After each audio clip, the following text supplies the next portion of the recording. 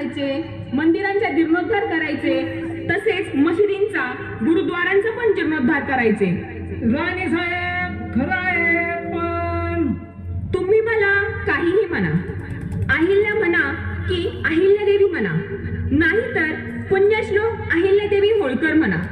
माझा जय जयकार करा किंवा माझा तिरस्कार करा, माझी पूजा करा किंवा माझी हेटाळणी करा, पण माझ्या विचारावर एकदा जाणीवपूर्वक विचार करा.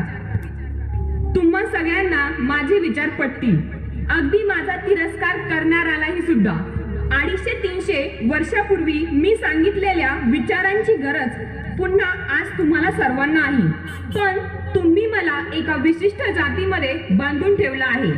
मी काय माझ्या प्रजेत असा भेदभाव केला नाही किंवा हा माझ्या जातीतला म्हणून एखाद्याला विशेष अशा सवलती दिल्या नाहीत. सर्व प्रजा मला एकसारखीच होती. वेळ प्रसंगी धार्मिक आणि वेळ प्रसंगी कठोर होत मी तलवार हाती घेतली. तुम्ही माझे नाव जरी जिल्ह्याला दिले तरी माझ्या विचारांचा वारसा जिल्ह्याने नाही तर संपूर्ण देशाने जपायला हवा, तर खऱ्या अर्थाने अहिल्यानगर म्हणता येईल, नाही तर अहिल्या अधिक नगर आहेच.